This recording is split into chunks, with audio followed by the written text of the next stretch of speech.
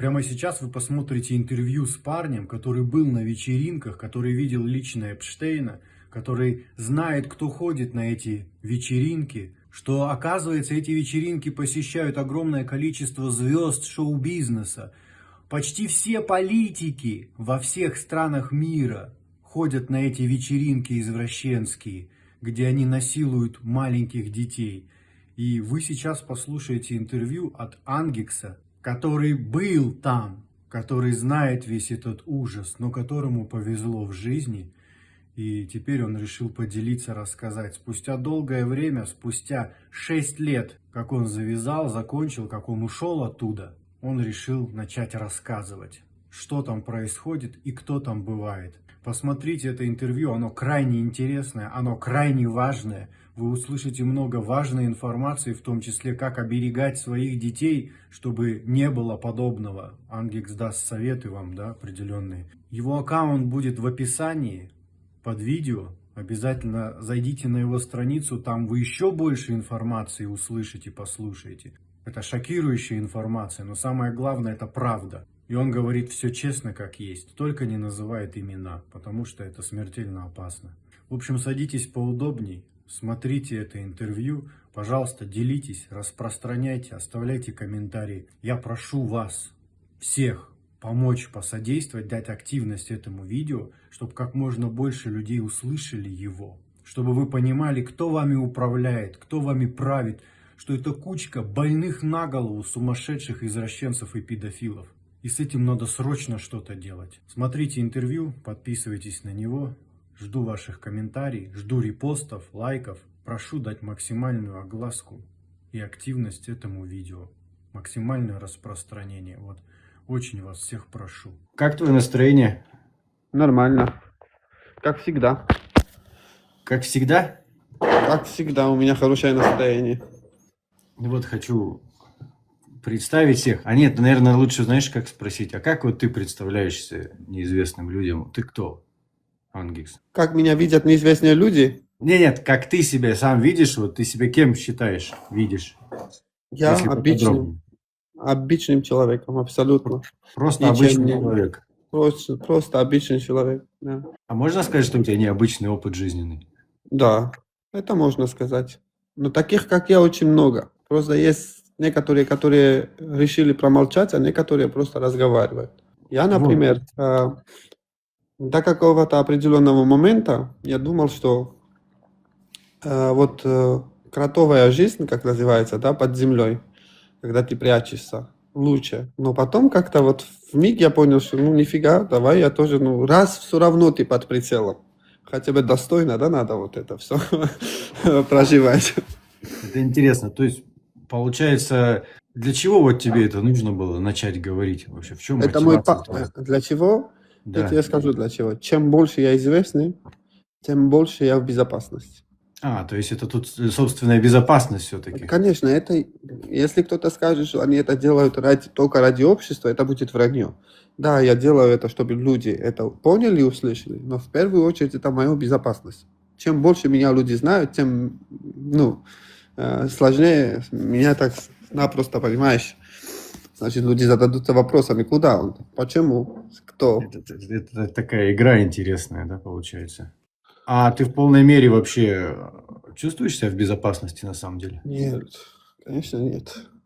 Мне кажется, ты ничего не боишься, знаешь, вот твоя честность, она удивляет. Откуда в тебе столько смелости? Я не боюсь, я вот такого конца не боюсь, как бы, если честно. Я вот прям, чтоб я дрожал, что меня вот завтра могут прихлопнуть. Я этого не боюсь. Но не хотелось бы, конечно. Ну, короче, смерти ты не боишься, получается. Можно Нет. так сказать. Никак. А как так случилось, что ты когда-то попал? Вот многие пишут, даже я просто объявление сделал, ой, да ты актер, да ты шутишь, и все это ради хайпа. Смотри, люди, к сожалению, не умеют слушать. Когда я рассказываю какую-то историю в моем ТикТоке, да, они выливают слова под контекста. Они говорят, вот ты рассказываешь. Я же не только свою, я рассказываю историю людей, которых я там видел. Меня пригласили на Век-фестиваль. Вот, такой фестиваль был. Я попал Век-фестиваль? туда. Век-фестиваль, да. Это давно было? Да. И я Сколько попал лет? туда под предлогом. Понимаешь, я поехал на фестиваль. И тот факт, что там с тобой манипулируют очень хорошо, смотри, в 15-16 лет ребенок склонен к тому, что вот если ему говорят, что вот эти люди очень влиятельны даже за пределами СНГ, да, Мгм. и ты там видишь, что они реально вот богатые, очень влиятельные, ты начинаешь, они никто, как тебе сказать, они хорошо очень, как это на русском сказать, они хорошо тебя Завлекают, не прогревают, завлекают, доверие вызывают, да? да, недоверие, страх, на страх А, это все, понимаешь? на Они говорят, что страхе вот, все. да, если ты скажешь, тебе там будет вот так, приводят примеры, показывают примеры. И реально, я знаю некоторых, которые не стали молчать, и там потом случаются, знаешь, такие вещи, как будто вот случайно машина столкнулась там с кем-то, случайно там на пешеходе там что-то случилось там, да. И они запугивают людей очень сильно. Но потом, когда ты становишься взрослее, ты уже понимаешь, что надо взять максимум с них. Я имею в плане денег, понимаешь, чтобы уйти.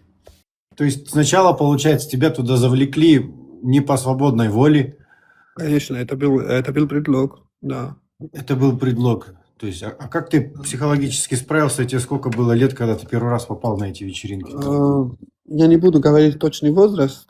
Ага. Как я психологически справился? Никак. В первую очередь было очень-очень плохо. Очень плохо. Но со временем, вот я же сказал, я начал осознавать, да, тот факт, что все, некуда идти сейчас в данный момент, надо молчать, и постепенно. Но я человек такой, вот я рассказывал в своем блоге, что мне повезло. Я мог пошутить с этими людьми, отказать. И у меня вот такой характер, что со мной в общение входят постоянно почти все. И вот мне сходило рук с такие вещи, понимаешь, там что-то там сказать, пошутить. И привязывал к себе людей, которые потом, ну, я не скажу, что они мне помогли, там, но я с рук на рук не переходил, понимаешь, там хотя бы был один конкретный человек. Из-за того, что ты умел коммуницировать, тебе как-то было попроще Да, получается. да, проще У тебя получалось. коммуникация хорошо. Ну, обаяние, может быть, какое-то есть. Может быть. Слушай, а постоянно ли происходят вот такие вот вечеринки? Сейчас, в данный момент, Да, вообще по всему миру. Я думаю, ты же знаешь, как в с Египте. 2015 года до 2019 это было постоянно. То, что я знаю. С 19 я не знаю. Но хотя люди, которые остались там, они говорят, что до сих пор тоже есть места, города, где вот собираются такие влиятельные женщины и мужчины, которые хотят развлечься. А вот ты что-нибудь слышал про остров Эпштейна? Или вот те места... Ты что конкретно слышал или знаешь, может быть, с каких-то... Я очень много читал насчет этого, очень много с самого начала очень интересовался этой темой. Лично, вот я записал видео, я сказал, что я его видел, но у меня не было никаких коммуникаций, А ты его просто вот видел, так. Эпштейна? Да, да, во Ты Франции. его вживую видел? Вживую, да. Ну, как тебе сказать, вот от меня 20 шагов вот человек А где стоит ты его видел? во Франции, в Париже. А, во Как раз, Франции. да. Ну, у меня не было никаких коммуникаций, ничего абсолютно. Я знаю, что у него была фирма в Париже, которая занималась перенаправлением ну, красивых людей в Америку по работе, как девочки там, допустим, go-go танцы или модельное агентство. Вот такая фирма у него была, я знаю точно. А предлоги это go-go танцы, танцевать или как модель выступать. Это вот два Да, основных да, да, предлога, да, под да, да, вот которыми такая фирма. людей завлекают, да, получается, и потом Да, везут в неизвестные места. да, вот. Там во Франции был такой, это, как его, фирма у него своя. Тут спрашивают, ты сам как считаешь, почему ты еще жив? Тебе же угрожали, наверное, уже. У За то, меня что ты есть начал говорить. кое-что на маленьком, малюсеньком флешечке, которая дает мне Компромат. компромат свободно дышать. Я не знаю, что если со мной что-то случится, эта флешка попадет не только в ТикТоке, как я сейчас это делаю, это попадет везде. А, ну понятно. Ты об этом прямо сказал, получается. Конечно, конечно. А смысл скрывать? Слушай, ты смелый парень, получается. А можешь сказать вообще, для чего эти вечеринки проходят, на которых ты был? Смысл их в чем? Просто развлечься или что, с ума посходить? Когда люди, когда начинают осознавать, что у них есть деньги и власть совместно, они становятся очень жестокими. Они ненасытные, им хочется что-то новое, острых каких-то ощущений, что-то такое, знаешь, нечеловеческое, что-то, я не знаю, как это объяснить. Вот это все проводилось ради того, чтобы они наелись. Как они Новые наелись? впечатления, да, вот это люди, которые остановиться не могут и хотят новых впечатлений, Да, так можно да, сказать? да, да. И похвастаться. У них там, например, допустим, мальчик с Франции, это тогда было, знаешь, статусно, скажем так, вот у меня там этот с Франции, этот с Италии, этот там откуда-то. Но они всегда выбирали таких людей, которые, как тебе сказать, уже с аудиторией какой-то, понимаешь? Я когда туда попал, у меня был Musical.ly, если ты помнишь такую платформу. Как называется? Musical.ly. До Ну, ТикТока была эта платформа. ага. Вот. У меня там уже был 1 300 000, это 300 подписчиков, понимаешь, когда я туда пошел, знаешь. Они не берут это, ну, как сказать, людей рандомных. Или какие-то люди, которые, девочки, например, я знаю двух, которые уже выступали в Париже в каких-то модных показах, понимаешь? А русских я откуда берут, они, я не знаю, я вчера тоже в видео говорил, я не знаю, откуда они берут русских малолеток, ну, сами откуда их привозят, но нам не давали общаться с русскими. Ну, лично мне тоже. В смысле, не давали просто из-за того, что они русские, получается? Да, вот когда, вот, например, представь себе большой огромный дом, там стоят много столиков, много людей, все одеты, все в бриллиантах, все шикарно выглядят, ты тоже шикарно выглядишь, ты там переходишь со стола к столу, там, допустим, разговариваешь, но есть определенные столики, где сидят русские, да, вот именно с России, там, 15-летние, 16-летние, 18, какая разница? Вот к ним личного общения нам, ну, они запрещали. Дружбы или там поговорить. Это получается, все, кто работали там, их старались чтобы они не пересекались друг с другом, не разговаривали и сведения не сообщали. Да. Иностранцы с русскими, да. Это был прям табу-табу. А что самое ужасное ты видел? Вот? Может быть, сам участвовал даже. Ой, блин. Я не, как сказать так, мягко, чтобы нас не заблокировали. Допустим, вот я недавно рассказывал тоже моей подруге, вместе со мной прилетел испанец, маленький мальчик. С тобой он летел, в смысле, на самолете прям? Нет, я имею в виду, в тот период, когда я был там, прилетел маленький мальчик, испанец. Это маленький, это сколько лет? Ну, 11. 11 лет. Вот, я, когда его увидел, вот в первый день, и через несколько дней, это был, ну, это не, ну, тебе не описать, он, наверное, был у кого-то, знаешь, такого жестокого человека, прям это был, без мата тут не скажешь. Знаешь, вот маленьким не везло больше всех. Потому что они не могли, типа, ну, просто как использовать, как материал использовали. Какое отношение там вот к детям, я понять не могу. Как это как они так относятся? Жестоко очень. Очень жестоко. Как тебе сказать? Вещь. Игрушка. Все. Они Как могут делать вещи, все, как что угодно. игрушки, вот прям в прямом смысле. Все, что угодно. Все, что угодно они могут делать с такими... А ты тоже с с таким малолетками. отношением сталкивался? Один раз только в жизни.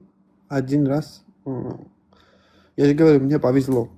Я крутился с теми людьми, которых боялись даже те, кто это вечеринки делали. Понимаешь? Вот как тебе сказать, я был любимчиком одного человека, с которым я чувствовал себя очень хорошо. Понимаешь, меня никто не трогал, меня не... То есть у тебя как бы защита там была из-за того, что ты умел, ну, общаться, поладил с кем-то. получается, Ну задружился. да, не то, что пообщаться и поладил. Вот человек привязался ко мне один. Мгм. И вот спасибо Богу, что так что со мной привязал. Ну, мне повезло. Получается, ну, ты больше как-то тебя не принуждали, не заставляли, а у тебя был еще выбор у тебя лично. М, Где что делать. Ну, ну, чуть-чуть можно сказать так, да. Да. Да, Ангельс, а ты вот жизнь самое главное. как считаешь, вот сами чиновники, вот эти высокопоставленные, все тут там добровольно приходят на такие вечеринки или их тоже заставляют, принуждают? Конечно, добровольно. Русские добровольно. Русские добровольно. Абсолютно добровольно. Ну как? Конечно, это не люди. Я открытым текстом говорю про некоторых, показываю их фотографии. Это люди, которые привыкли, что их сверху кто-то унижает, их припускают ниже плинтуса, и вот они хотят этих ощущений повторить с каким-то. Или я знаю некоторых, которые любили, чтобы их как бы плетками и собачьей миской и так далее, и так далее. Вот. В костюме приходили и в костюме уходил. Ну, Ты, они получается, все знаешь добровольно. только российских, получается, знаешь? Смотри, я там видел 90% российских и там 2-3% СНГ, которые там светились, но я их узнавал по лицам, но они не были в России там. Приезжали в гости. Ты как считаешь, это во всем мире происходит, вот такие вечеринки? Конечно. Сколько процентов вот из чиновников, вот как ты сам считаешь, может быть, даже статистика у тебя примерно есть, сколько процентов вот извращенцев, кто вот во власти стоят? 95%. 95% это извращенцы. То Это есть ты все. тоже согласен, что нами управляют, по сути, педофилы и извращенцы? Да. Особенно если это церковные служащие и если у них есть какая-нибудь власть. А почему такой акцент про церковных служащих? Ну, потому что я видел там попов, высокопоставленных епископов, которые занимались, не думаю, что молитвами. То есть епископы, чиновники, кто вот первые у закона стоят, кто первые у церкви стоят, тоже там подавляющее большинство, это все извращенцы, да? Вот Да. как уже давно и говорили, что и в церквях находят различные трупы, останки, и что там педофилия с мальчиками тоже ужас какой-то, что Да. происходит. То есть ты можешь даже подтвердить и сказать, что да, потому что я их видел. Там, я же сказал, я видел, ко мне не подходили, естественно, но я видел епископов, которые приходили там. И я думаю, да, я уверен, что они не приходили, чтобы благословить то место. Они там, естественно, занимались Ты, какими-то получается, знаешь, как больше старших, да, через модельное агентство завлекают, а за счет детей у тебя нет вот каких-то сведений, информации, Я как же дети туда сказал, попадают, откуда? вот иностранцы, я знаю, как они попадают. Я знаю, что их тоже вот через модельное агентство, через какую-нибудь коллаборацию, через вот так они, как и меня, вот пригласили. Я же тоже не был взрослым. Русских самих детей откуда берут, я не знаю. Я честно не знаю, но мне пишут многие, что типа от детдомов. Я не знаю, я не буду врать. Но я знаю, я видел очень маленьких детей. Я видел 6-летних мальчиков, 7-летних мальчиков, 10-летних мальчиков. Там девочек тоже. Я не знаю, откуда они их берут. Я знаю про одного человека, про которого я рассказывал. Я знаю, что его привела в Москве есть такая женщина, короче, татарка ее зовут. Ну, все абсолютно знают в этих кругах эту женщину. Она одна из самых, как сказать, у нее самые свежие всегда люди, да, вот. Я не знаю, как на русском это сказать, чтобы наши фильмы заблокировали. Ну, мамка, скажем так. Вот, я видел, Она как сейчас эта на татарка свободе? привезла... Она на свободе сейчас, вот эта татарка? Да, конечно, конечно. Вот я ее имени не знаю, ее зовут все Татаркой. Вот кличка у нее такая, Татарка. Вот она привела мальчика, маленького очень. Вот этот мальчик явно видно было на лицо, что он попал туда не с доброй воли, понимаешь, это был ужас. Вот тот факт, что тогда я общался с человеком, с высокопоставленным человеком, вот, единственное, то, что я думаю, что я, может быть, что-то хорошее в жизни сделал там, это было то, что я подошел к этому человеку и сказал: Дима, пожалуйста, скажи ей, чтобы, типа, вот, ну, это... Потому что на него было смотреть реально. И потом я этого мальчика не видел. Якобы, ну, потом пошли слухи, что его, типа, вернули там какой-то куда-то, туда-сюда, он, типа, отплатился, бла-бла-бла. Ну вот, факт остается фактом, что маленьких, прям маленьких детей они эксплуатируют больше, чем взрослых. Потому что вот взрослый, как-то я стал взрослым уже. Я-то уже понимал, что я делал. Я и не скрываю, я максимально старался заработать много денег. Мне уже 20 и 30 тысяч долларов не хватало. Мне надо было взять максимум, чтобы обеспечить себе такую жизнь, чтобы мне не пришлось никогда туда влезать. Понимаешь? И То они есть, это ну, понимают раз тоже, уже, что вот когда ты... получается, типа, раз уже ты там, ну, возьму я и свое, раз уже. Типа, вот такая у тебя Конечно, логика. конечно, конечно. Ты это делаешь только с целью того, чтобы ты выбрался оттуда, и ты туда не вернулся. Вот эти деньги, которые они платят, они очень хорошо платят, они платят за молчание. Чем молчаливее ты, тем больше денег они тебе платят. И, естественно, пока ты маленький, эти деньги получает кто-то, кто стоит за тобой, да? А когда ты уже соображаешь и мыслишь нормально, эти деньги получаешь, ты берешь максимум, чтобы ну, избавиться от них, улететь, там, уйти, не вернуться туда. А у тебя, получается, тоже был какой, как сутенер, как его назвать можно? Ну, у меня не было такого, потому что у всех это одно, один человек, который пригласил нас, это вот, он был всего. Вот. И он деньги Самая получал. известная, конечно, самая известная рублевская мамка это соседов. Вот у него были русские вот начинающие звезды, которые вот типа проталкивали их через депутатов. А звезды участвуют в подобном Конечно, ой, шоу-бизнесе? их больше всех. Больше всех звезд шоу-бизнеса. Конечно. Сколько процентов звезд шоу-бизнеса, вот самых популярных, которых мы знаем, из певцов, комиков и различных артистов, там присутствуют, тоже вот на такие вечеринки ходят? Их можно разделить на два. Женский пол 20%, женский пол из звездах. Мужской пол 55%. 55% ну, звезд, мужчин, короче, Мгм. ходят на Мгм. такие вечеринки. То есть к похоти больше, получается, мужчины склонны, чем женщины, да? Их же тоже как-то туда завлекают. Не думаю, просто некоторые, ну как сказать, женщины более, звезды женщины более опасаются как-то, может быть, но мужчины, они, ну их бывало много. Но женщины влиятельнее, хуже, чем мужчины, если что. Например, в этих кругах все знают, да? Например, один человек, вот пара приходит, муж и жена, они оба высокопоставленные чиновники, да? И они начинают участвовать в этих вечеринках, там, это реально вечеринки, прям в прямом слове, там и музыка, и еда, и напитки, и котики, и так далее, и так далее. Вот эта женщина знает, что его муж берет этого маленького мальчика к себе. А потом эта женщина забирает этого маленького мальчика, чтобы отыграть на него свою гордость.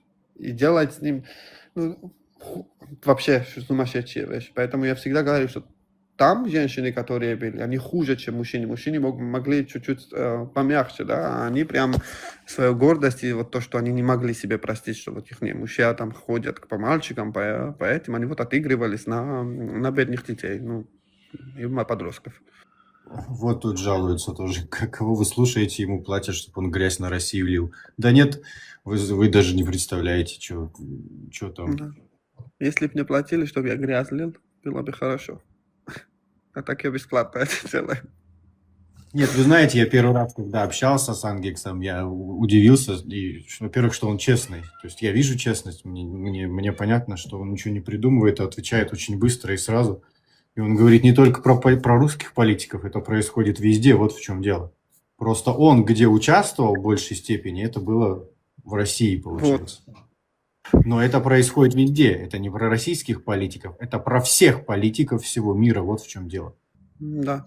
А сейчас что у тебя в жизни происходит? Ты чего хочешь и чем занимаешься? Как тебе сказать? Я недавно ездил в Бахрейн. Есть такой остров, ты знаешь, наверное, Королевство, рядом с Да. Саудовской Аравией. Изначально, когда я туда ездил, я знал, кого я там увижу. Я пошел туда, я знал, с кем я пересекусь, потому что это место, где многие проводят там время и так далее, и так далее.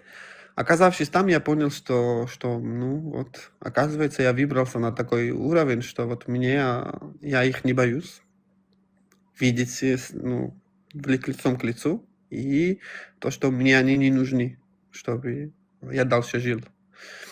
В свое время я достаточно заработал, чтобы ну, обеспечить себя. Конечно, у меня не миллионов там таких нету и не было никогда, но вот сейчас я не нуждаюсь пока что.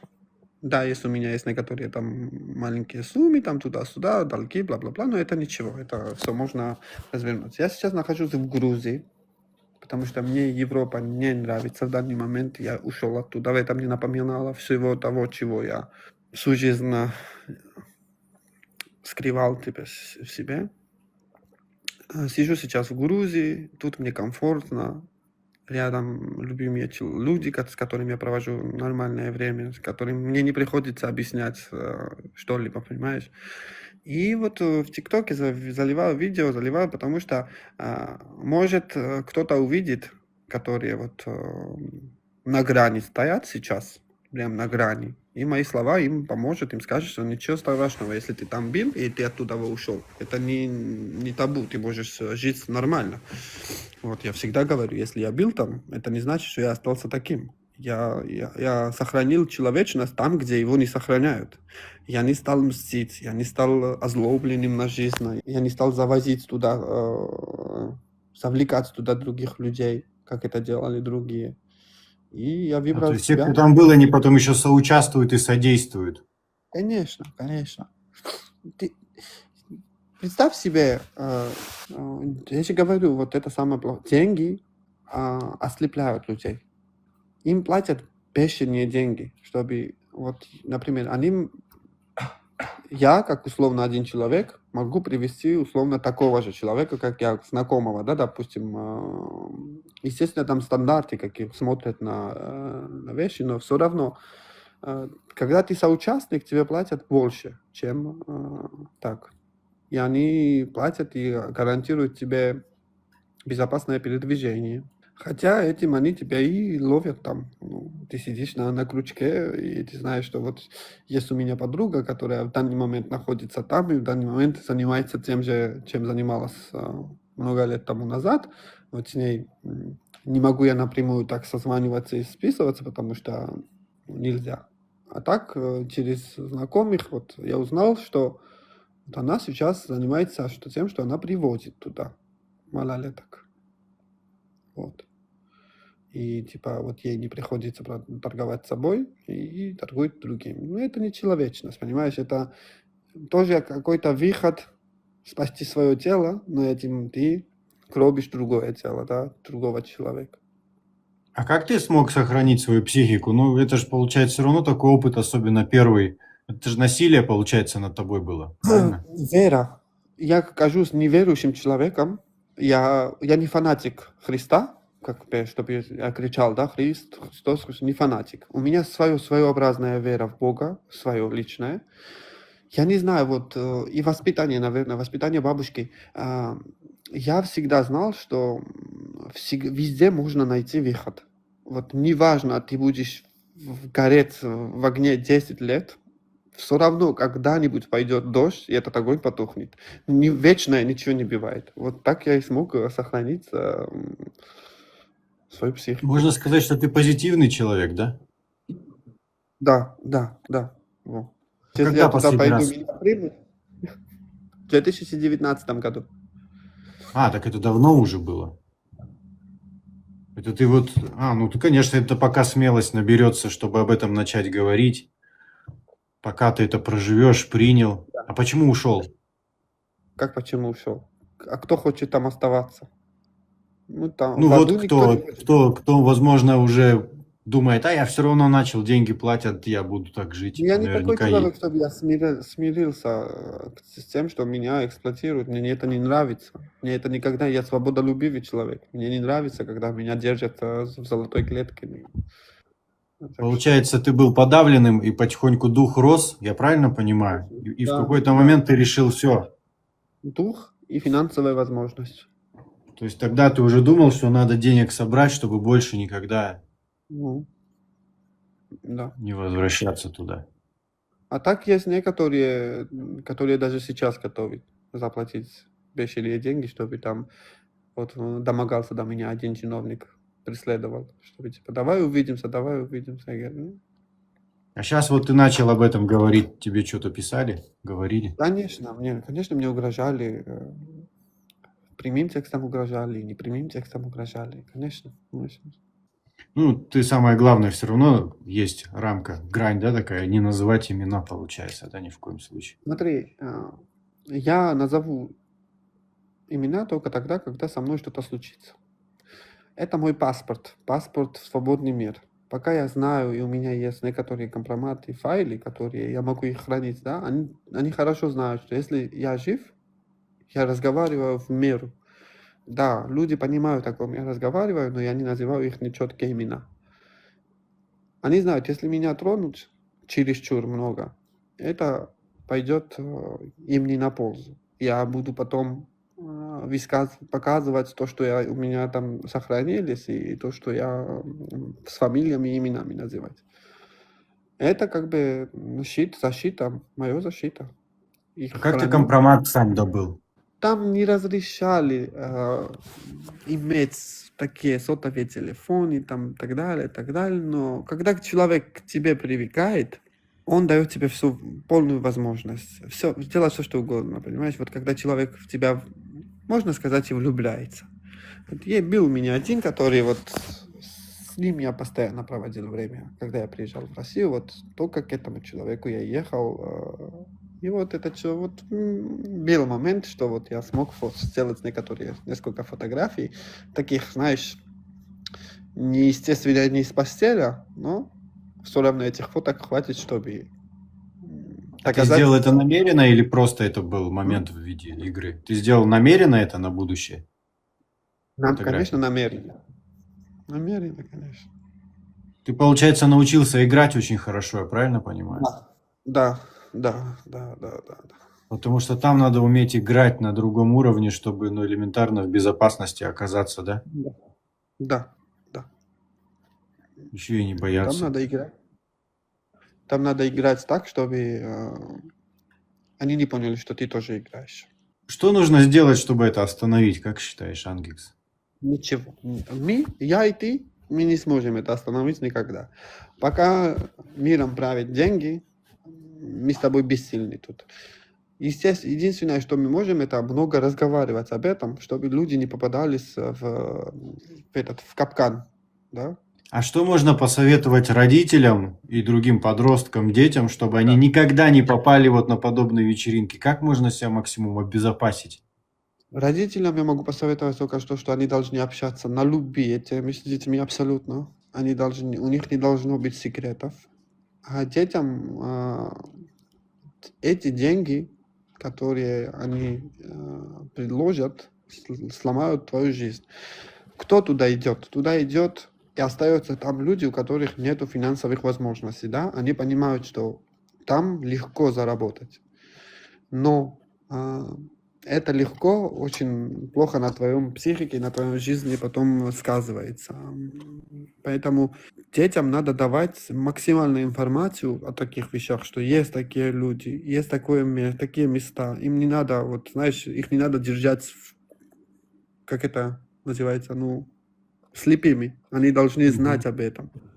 Чем больше они знают, тем больше они не попадают в такие места.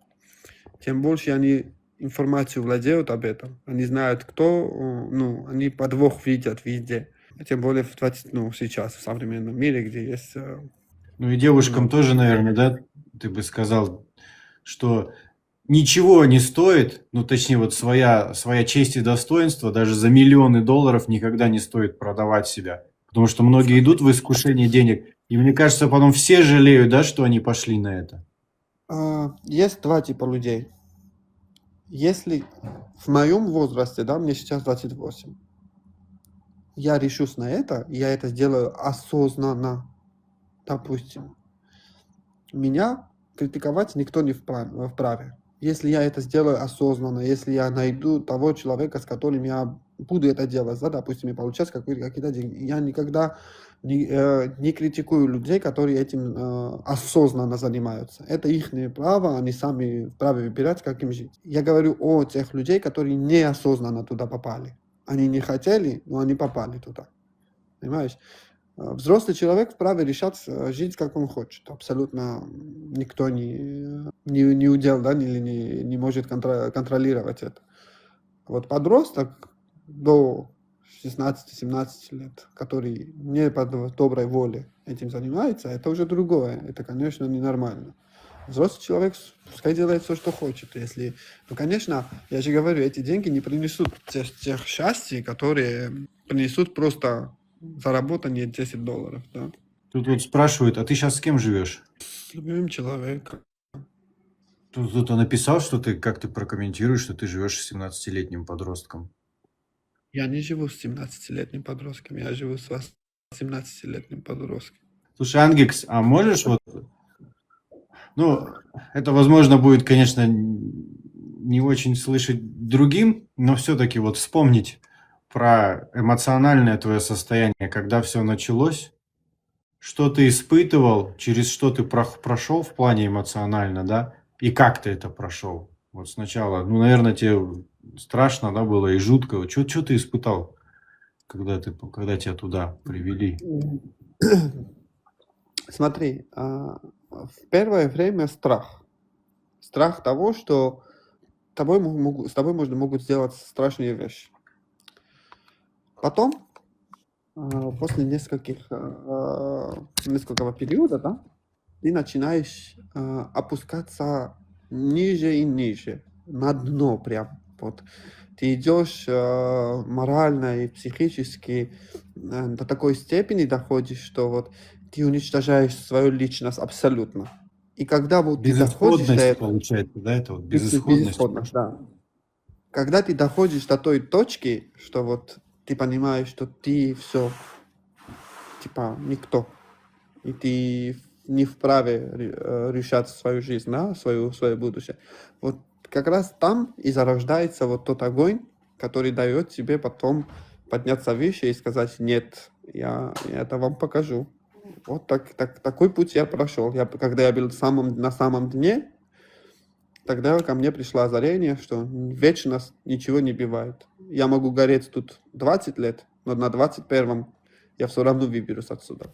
Это похоже на процесс перерождения, то же самое, Да. что и у меня произошло, только в 29 лет. Личность умерла какая-то, и новое что-то рождаться начало. Как Можно феникс. сказать, что да, как феникс, что ты умер и воскрес. И тогда и смелость, и дух пошло, и ты уже понял, наверное, что я буду жить так, как я захочу, да? То есть можно даже сказать, что тебе Да. этот опыт помог Вот стать как раз сильнее. там, да. Я там и потерял страх смерти, там и потерял страх бить, знаешь, многие страхи. Меня спрашивали, если бы я мог вернуть время назад, и что бы я изменил? Я писал в своих мемуарах, я вот книгу пишу, хочу его выпустить, я там пишу, что я бы ничего не изменил. Знаешь, почему я бы ничего не изменил? Благодаря того, чего я видел, я думаю, что я принес и смог спасти многих людей. Благодаря своему языку, у меня же практически другого оружия нету, да, у меня есть язык и камера. Я могу передать то, что я думаю. Я думаю, что я спас немало людей с таких ситуаций, когда они были на грани, они могли попасть в такие вещи. Я бы ничего не изменил. Абсолютно ничего в своей жизни. Даже те ошибки все бы оставил как есть, потому что оно и дало мне стать человеком таким, какой я есть, и сохраниться, создать, слепить с себя того, кем я являюсь. Так очень интересное принятие. Вот, наверное, из-за этой легкости большинство подумает, что люди с ума сходят психологически. А вот какой процент людей вообще с ума сходит безвозвратно? Ты видишь, что все, он как бы, у него психика не восстановится, и кто вот, например, как ты прошел и к этому смог отнестись с благодарностью даже? Смотри, из моих знакомых я не знаю, кто с ума сошел, честно не знаю. Тот факт, что ты можешь сойти с ума, я на себя тоже испытывал, тот факт, что ты вот понимаешь, осознаваешь, что ты все, у тебя с головой проблемы начинаются. Но я же говорю, как только ты найдешь точку, да, опора, это будет вера, это будет неважно. Как только ты поймешь, что ничего на земле не бывает вечным, и как только ты поймешь, что ты можешь выбраться там, где есть вход, всегда есть выход. Ты можешь выбраться с любой ситуации, вот тогда ты начинаешь уже осознанно жить. И это сохраняет твою психику. Психику тому, что ты говоришь, ладно, что было, было. Главное, чтобы со мной не случилось это в будущем. И ты будешь себя защищать морально и психически от того, чтобы ты заблокировал это где-то в своем голове. Хотя я всегда говорю, что надо пойти туда и прожить это. Надо дойти до дна, чтобы понять, дно золотое или может оно просто пустое. А вот других сколько, кого ты знаешь, вот у них с психикой как вот вообще? Те, кто с тобой, может быть, когда-то были. Ну, с тем, кем я общаюсь, одна девочка очень плохо себя чувствует, которая не смогла простить себя, то, что она там делала. С остальными я честно отношений не имею, мы не разговариваем об этом теме, понимаешь? Если даже я с ними пересекаюсь где-нибудь в каких-то странах, мы просто не вспоминаем это. Эта тема не нравится нам, и это... Я, например, свою психическую травму, скажем так, смог выразить в искусство, перенести его с моей головы в искусство, там, в рисунки, так научился освобождаться от него. И в татуировке, у меня очень много татуировок. Вот я все, что мне мешало в голове, вынес его наружу. И это и мне спасло, что я не сошел с ума. А что объединяет вот этих вот политиков? Как можно общим словом назвать людей, заказчиков, вот кто заказывают, и мальчиков, вот кто развлекаются с ними? Вот как бы ты назвал этих людей, описал? Какие у них качества? Смотри, во-первых, это не люди для меня. Людьми их назвать нельзя абсолютно. Нет, их назвать нельзя абсолютно. Это больше, чем свиньи. Что их объединяет? То, что они действуют вместе. Почему? Потому что все на всех имеют компромат. Если тонет один, этот человек берет за собой целую армию. Так, поэтому они делают вот вечеринки, поэтому они делают все это совместно, потому что они знают, утонет один, утонет все. А какие они, вот эти все люди, какие они? Понятно, что они не люди, да, а вот это что значит, что они жестокие все, кровожадные, там, безжалостные? Какие они еще? Если я скажу, что все они жестокие, я буду наговаривать. Не все жестокие. Много жестоких, много плохих, но среди них есть люди, которые просто хотят сексуальных отношений. Ничего больше. Они не бьют, не унижают. Понимаешь, это их ну, как сказать, предпочтение. Вот. И за это они не все жестокие, короче, одним словом, можно так сказать. Получается, Всем, есть извращенцы, которые ищут просто интересных половых связей, есть кто с подростками, а есть Просто. еще и жестокие, которые используют детей, я правильно понимаю? Да, вот. По категориям. То есть и там Да. кто насколько уже зайдет. И все это то есть на одной вечеринке могут быть и те, и те, и те. Абсолютно все. Дело не в том, кто насколько зайдет. Дело в том, кто насколько богач. Чем больше денег, тем больше мыслей там плохих в голове и извращенцев. Это прям вот прямой показатель. Чем богаче, Прямой тем показатель. вообще крышак, да, у них. Да. Прямой показатель. Чем больше у них денег, тем больше у них запросов, тем больше они плохо поступают, потому что они знают, что они могут купить и отмазать все. Чем меньше денег, они стараются не... Может, у них есть какие-то желания, но они боятся этого показать, потому что у них не хватит денег, чтобы скрыть это. А родители где твои были? Как где? Во Франции. Во Франции? Ну, в смысле, тебя почему не оберегли?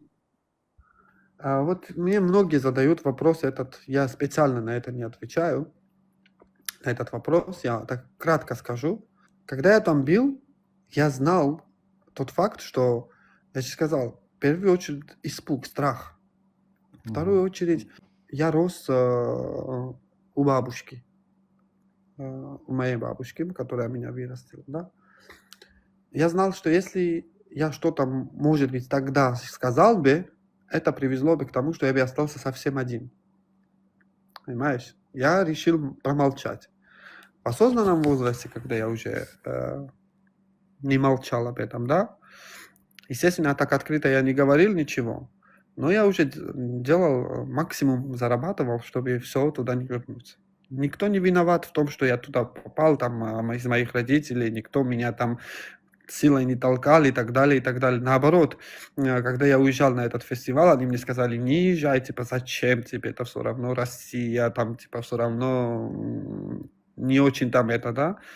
А ты вообще изначально на фестиваль чего ездил? Тебе что сказали? ВЕК-фестиваль. Вот так и назывался. ВК. ВК-фестиваль. Ну, типа, что там, что тебе говорили, там что будет? Ну, блогеры должны были быть, такие же, как я. И это был фестиваль, как... Фестиваль блогеров, получается. Да. Слушай, а кто организовывает эти вечеринки? Организатор кто? Их много. Лично меня туда засунула немало знакомая девочка. Вот. Я не могу Немало назвать знакомая имя. девочка, в смысле, ее знают в России все? Нет, я ее знал очень хорошо. А. И не только я. Моя семья, все абсолютно. Вот. А так это организуют всегда такие люди, как...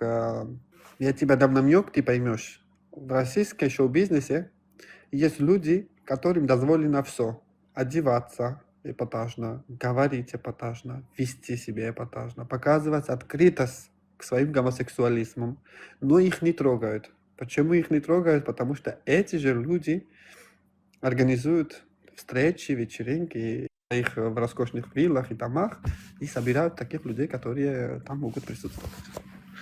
Некоторым это не дозволено, это прямо открыто, а некоторым это дозволено открыто. Люди этого иногда не понимают. А почему кому-то дозволено, а кому-то не дозволено? Потому что они вот как раз и организуют такие вечеринки, и их не трогают. Это как статус еще, что ли, организовывать такие вечеринки? Это еще надо заслужить, можно что ли? сказать, можно сказать не статус, а можно сказать, я не знаю, как на русском это выразить, допустим, вот этот человек, вот условно возьмем одного человека, который собирает, находит мальчиков, девочек, находит, собирает все это в одном месте, приглашает всех этих людей, которые там развлекаются, да, богатеньких. Естественно, его никто не трогает, потому что этот человек про всех все знает. Им это дозволено. Мамки, короче, скажем так.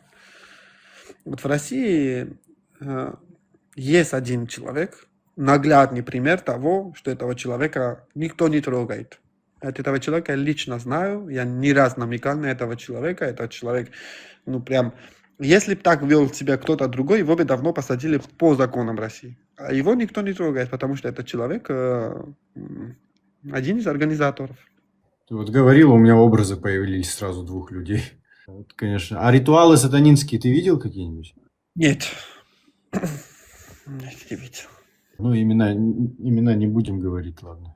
Ну, я думаю, да, Да. там есть очевидные извращенцы же даже среди звезд. Ну, вот прям, я не знаю, на них смотришь, у них на лбу написано, что... А ты сам про сатанизм слышал от них?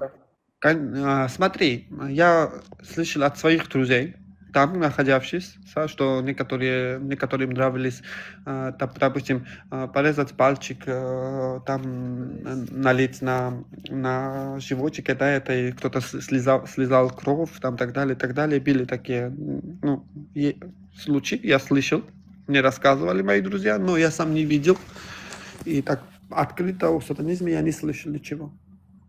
А что ты слышал про жертвоприношение детей? В России ничего. Я никогда не слышал об этом, чтобы кто-то там что-то приносил в жертву. Может, это до нас не доходило. Я не слышал, я не буду наговаривать и врать. Такого не было. Все, что ты видел, получается, ну вот сексуальные связи с малолетними детьми, получается. Это ты, ну не напрямую видел, но ты понимал, что это происходит, насилие над детьми. Нет, я напрямую видел тоже насилие над детьми. Ну, как слышал это в соседней комнате. Там я видел последствия этих насилий на детей, но я не видел жертвоприношения или что-то такое. Ты, получается, тоже пока не видишь путей, как это все можно остановить. Это невозможно остановить. Я же сказал, пока людьми правят деньги, это невозможно. А знаете, это будет происходить в таких кругах, где ты не поймешь никогда. Тем более они сейчас научились очень умных вещей. Вот моя подруга, которую я говорил, она сказала, что моим другим друзьям, что они сейчас набирают таких малолеток, которые немые, глухие, с ограниченными Немых и глухих возможностями. забирают? Да, понимаешь, вот сейчас они вышли на новый уровень, что они обезопасили себя, они начали вот приходить к таким какими-то там дурацким мыслям, чтобы там взять глухого, немого, там, не знаю. Вот это я слышал от своих друзей, я сам лично не видел. Пока деньги правят миром, ничего не изменить, абсолютно. Если бы это было бы добровольно, вот, например, да, 18, 19, 20 лет, ты добровольно идешь в какой-то стране зарабатывать деньги, это другое. Но вот это не добровольно происходит. Ну, ты удивительно, знаешь, у тебя ощущение счастливого человека от тебя, как ни странно. Ну, я счастливый человек, почему бы нет? Я очень даже счастливый. Я смог обрести себя, я смог не потерять себя, я смог, даже несмотря того, что я был в аду, и в прямом смысле я был в аду, я смог не потерять вкус к жизни, радость мелочам, радость, ну, чего-то там, солнце, море, луна. Я не стал таким же дьяволом, как они. Так что я счастливый человек, что я смог это все прожить достойно, с достоинством. Вот. Самое главное для меня было вот этот факт, что осознать, что я смог. А тебе по сей день многие не верят, считают тебя сказочником и все, что ты делаешь, типа ради хайпа. Да, да. Просто люди не понимают, есть два категории людей. Ни один нормальный человек не подставит себя под прицел пушки ради какого-то хайпа. У меня всегда была аудитория в ТикТоке, я не нуждаюсь в хайпе в плане того, что я до того, пока я рассказал, у меня уже достаточно большая аудитория здесь была. Тем более они думают, что я тут зарабатываю. Мой аккаунт не монетизируется. Я не зарабатываю на эти видео ни копейки абсолютно. Ни здесь, ни в Инстаграме, там, ни в Ютубе тем более. Я это делаю ради того, чтобы я был честным перед собой, в первую очередь. Вот я знал это, я сказал это. Потому что когда я буду смотреть в зеркало, я не буду говорить, что вот ты промолчал. Я не промолчал. Это совесть внутри, которая рвалось на улице. Получается, сейчас основная мотивация, почему ты начал это говорить, в чем твоя мотивация основная? То, что показать людям, что можно с этого выбраться и жить с достоинством, типа ты проживешь это. Ты хочешь поддерживать других людей сейчас, получается? Да, да. Я хочу стать той, как сказать, единственный, один из тех людей, которые могут словесно хотя бы показать и рассказать о том, что может с ними случиться. К тебе за поддержкой люди часто пишут? Мне очень многие пишут в личных сообщениях, но я не отвечаю, потому что я же не психолог. Я же не могу дать какой-нибудь такой... Для кого-то мой совет может быть... Не можешь? Мне таким, кажется, ты чтобы сегодня сказал... спасти. Я думаю, что ты сегодня сказал крайне важные вещи, вот, которые могут очень многих вдохновить даже, потому что этот эфир, он не просто про твою жизнь, а ты еще рассказываешь, как ты это преодолел, как ты к этому отнесся. Мне кажется, это очень много помочь еще может. Я все равно боюсь вот так в личных сообщениях или в личных разговорах советовать людям что-то, потому что это все равно другое чуть-чуть, понимаешь? Через блог, да, я могу сказать кое-что, но для кого-то мой совет может быть спасением, а для кого-то это может быть абсолютно ничем. Я всем советую смотреть, когда у них трудные времена, и они ищут себя. Есть такая блогерша одна, которую я очень сильно люблю, я смотрю, Мария Богиня. Я говорю, посмотрите Марию Богиню, вот вам поможет ее влог в Инстаграме там найти. Ангекс, слушай, а вот сам Эпштейн, он кто был, получается? Он организатор был, да? Да, да, да. А есть Он над собирал этими всех людьми, есть над этими людьми, над простыми чиновниками, кто-то выше, кто все собирает компромат на них, чтобы ими регулировать? Вот. Самые высокие люди, которых ты знаешь, которые участие принимают, они кто? Я скажу вот так.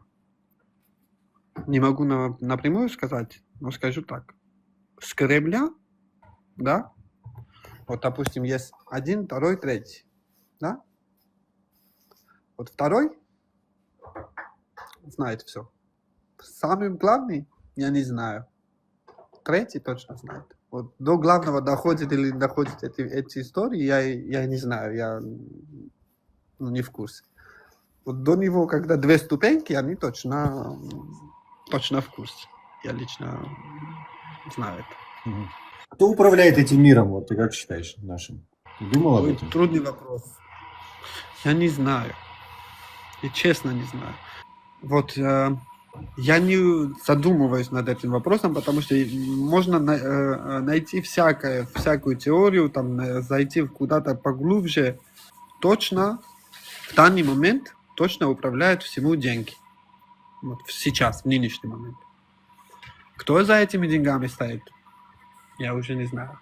А сейчас ты чем занимаешься и чем планируешь заняться?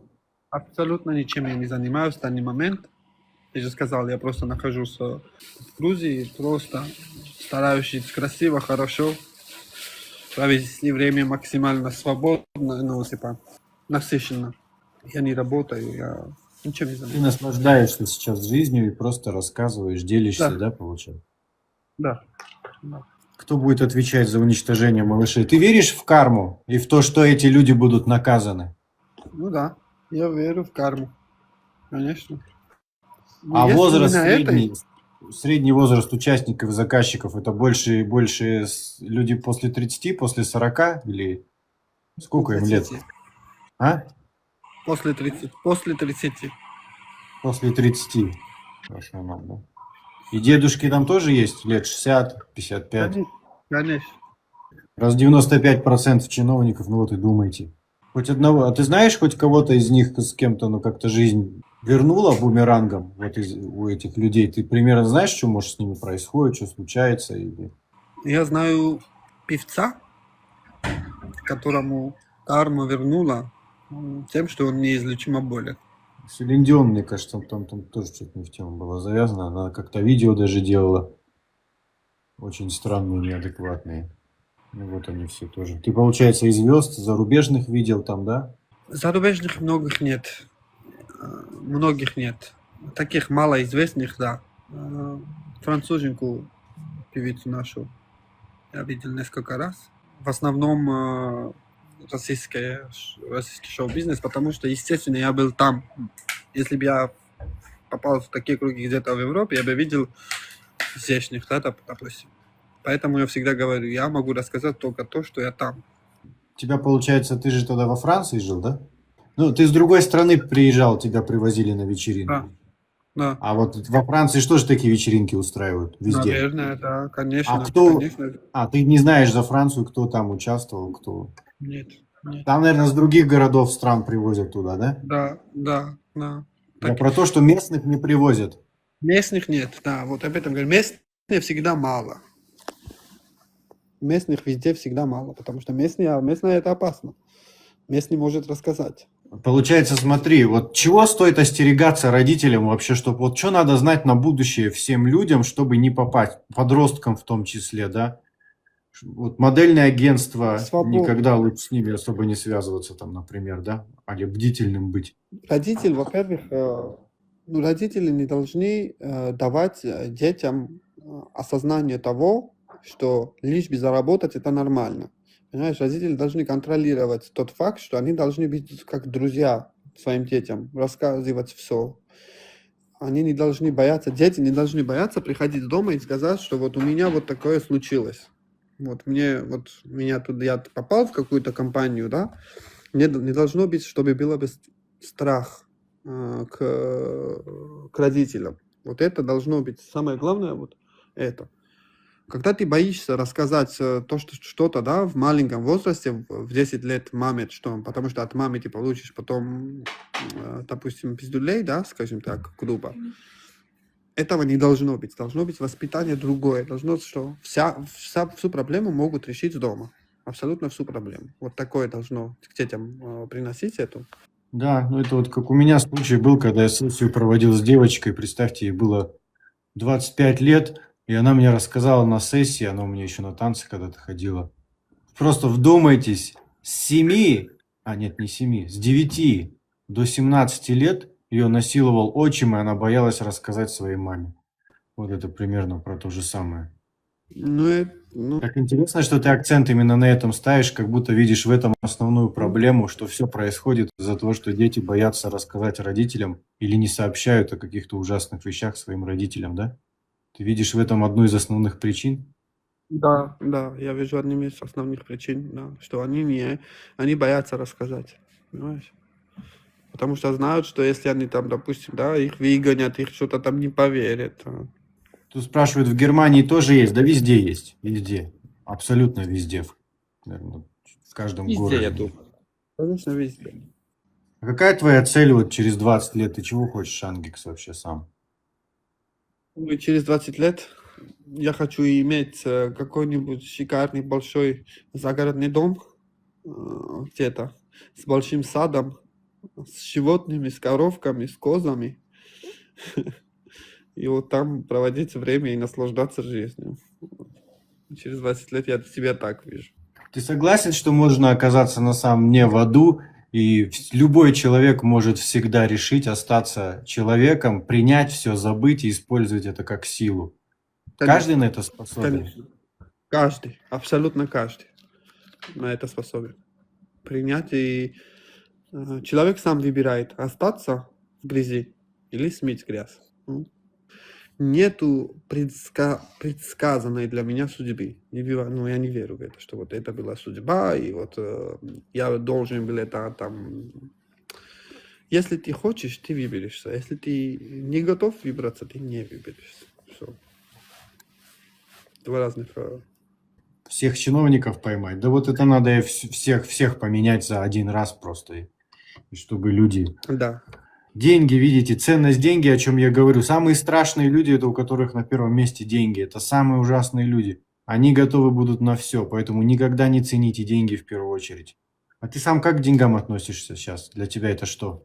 Бумага, которая помогает мне там в жизни. У меня нету особого такого вот, что любви к ним. Конечно, без денег в данный момент не проживешь в наше время, но и такого нету, чтобы прям, вау, я должен заработать там миллионы, чтобы там... Это да, я человек затрат, не очень много трачу. Я привык тратить много. Я люблю роскошную жизнь. Ну, мне это хватает, короче. Ради чего ты сейчас живешь вообще? Ради себя. Все. Ради себя. На первом месте сейчас у меня я. Да, конечно. Я делаю то, что мне нравится, и то, что я хочу. И ничего хочу не должно мешать мою жизнь. Ну, понимаешь? Вот я прожил там, где кто-то, когда хотел, это имело значение. А сейчас значение имеет только то, что я хочу. Все. Вот очень похоже, знаете, удивительно, что мы с Ангексом во многим в отношении к жизни и к себе похожи. Я раньше тоже ради всех все делал, в этот момент понял, что есть теперь мое «хочу» и то, что я Да. хочу.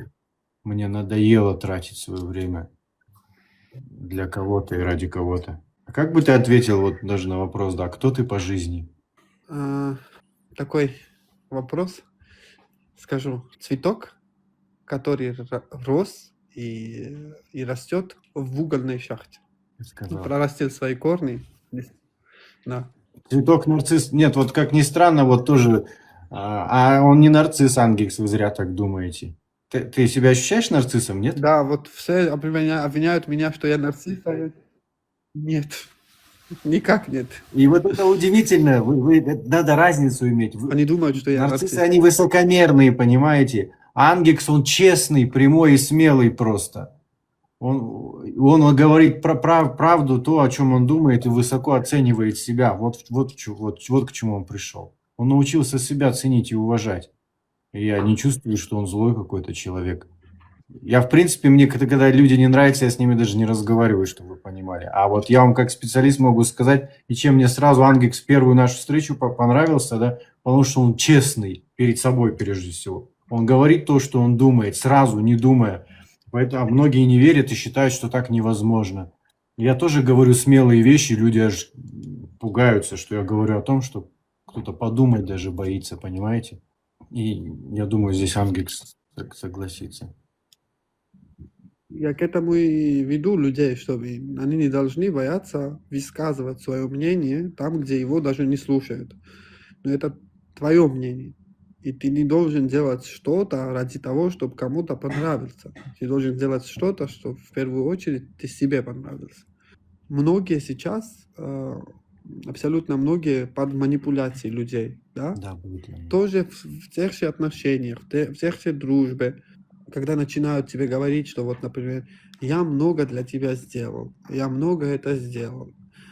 Это прямая манипуляция. Ну, ты должен говорить, во-первых, ты это делал для себя, чтобы потом в меня вызвать чувство вины, и чтобы ты этим меня удержал. Если ты хочешь сделать что-то, если ты от чистого сердца делал что-то для меня, ты этим меня не упрекешь потом, понимаешь?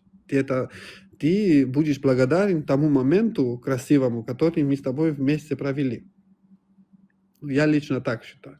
Вот. Если человек тот красивое проводенное время использует к тому, чтобы тебе сказать, что вот, когда вот ты был на дне, я тебе там вот это уже изначально было для того, чтобы к тебе это предъявить.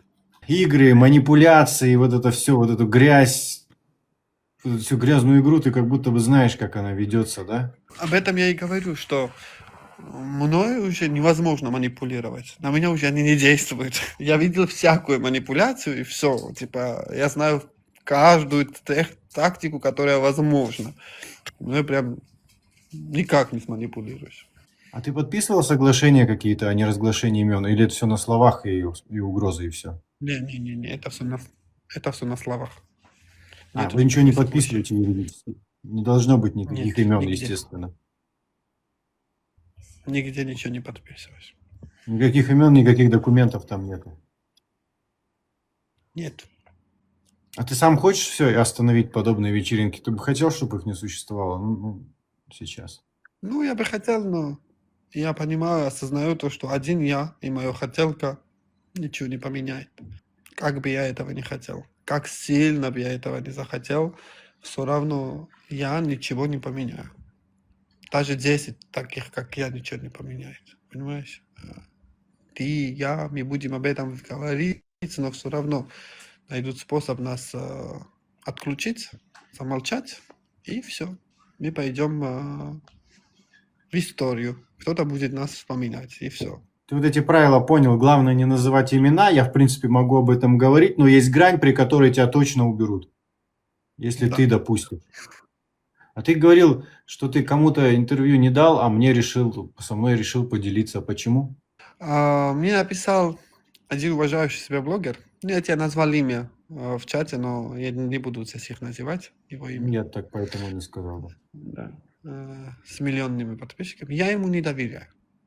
Я знал, что он мои слова будет использовать в своем, ради своего пиара, в контексте, выливать, как он всегда это делает. Вот ты мне написал, я прошелся по видео и сказал, поэтому я тебе сказал, показывай то, что я говорю. Вот, я не люблю, когда мои слова режут, там и что-то там прикрепляют. И так люди не понимают меня. А прикинь, тут еще, если бы он нахамячил или нашаманил там что-то там, и вообще меня бы там... он бы использовал это ради своего пиара, в первую очередь. И я сразу это понял, как он мне скинул голосовые сообщения, он назвал мне там, допустим, да, он мне написал прям в голосовом, он сказал, вот, говорит, вот эти звезды от тебя сейчас говорят, мне от тебя скидывало вот это. Я сразу понял, что этот человек сразу их видел, кто меня ему скидывал, и прикинь, что он сделает со мной, если я ему там скажу что-то такое, что... Ты понял. Канал на YouTube у меня Хельги. Там я выложу это интервью, я понял. Ну, тоже откликнулось. Ты чувствуешь, что где-то в чем-то убеждение или, может быть, даже состояние внутреннее у нас с тобой похоже? Я, по крайней мере, это ощущаю. В плане честности перед собой, Да, помнишь, смелости.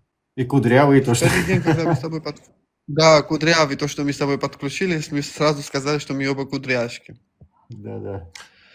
Да, есть какая-то связь.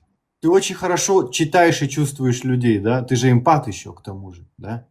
Ты же хорошо читаешь. Да, читаю, Мне кажется, тебе правда к можно с сожалению. таким бэкграундом очень хорошим психологом стать, потому что ты всю эту жизнь знаешь, всю эту игру ты знаешь. А в отношениях даже вот когда смотришь, это все игра просто. Не получится из меня психолог, потому что я чересчур сам эмоциональный, во-первых, и во-вторых, нет, вот, хватает миру таких самоучек, как я, и еще одного не надо им.